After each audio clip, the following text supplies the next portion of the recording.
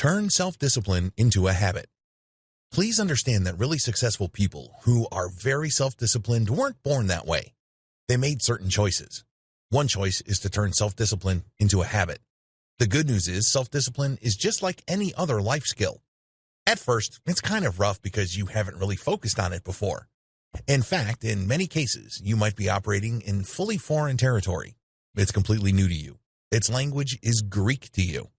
But as you figure things out through trial and error and by sheer repetition, eventually everything starts to fall into place, and guess what happens? It becomes easier. It's not much different from going to the gym for the first time. If you've ever tried working out at the gym, the first few days are murder on your muscles. How can they not? You haven't put pressure on your muscles before. But as you get used to pumping iron and you go to the gym day after day, eventually your body adjusts. Before you know it, you start developing leaner, bigger, and stronger muscles. The same applies to your self-control and self-discipline. Instead of physical muscles, they are mental and emotional muscles. Still, they operate like muscles. The more you challenge them and put pressure on them, the stronger they become. There is, of course, initial resistance and discomfort. This goes with the territory. But as long as you are able to follow through, eventually things become easier and, before you know it, becomes almost automatic because self-discipline has become a habit. In a 2010 study published in the Journal of Experimental Social Psychology, 92 people who were trying to quit smoking were studied in terms of self-control habit formation.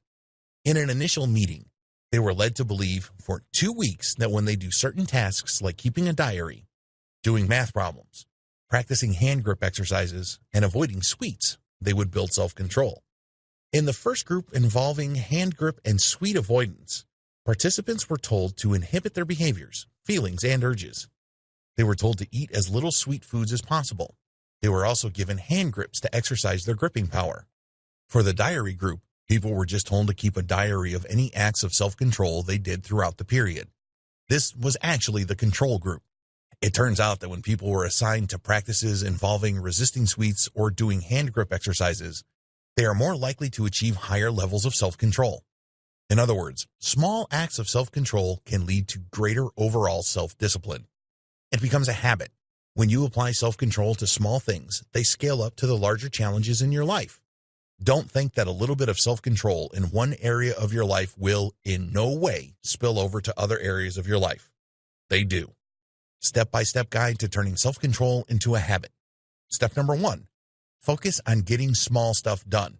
If, for example, you're trying to adopt a new habit of always knocking out your daily to-do lists, focus first on getting small stuff done. Focus on the ministerial stuff. Step number 2, scale up once it gets easy. When you look at your daily tasks, there are always low-hanging fruit. Make it a point to habitually eliminate those day after day. Once you've reached a point where it becomes easy for you to take care of low-hanging fruit, scale up to tasks that take a lot more time or require more willpower. Step number 3, keep scaling up when things get easy. You will notice something strange when you're scaling up. It turns out you achieve a certain momentum and you're able to handle more things. Pay close attention when this happens. Compare yourself to where you began. Step number 4, get your if-then statements ready. Always have your if-then statements at the back of your mind when it comes to intention implementation. A little bit of preparation can go a long way because life can throw you curveballs.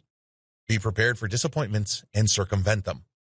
There's always a workaround, so focus on the workaround and you'd be surprised as to how much you can achieve. The best part to all of this is your momentum builds up very quickly over time.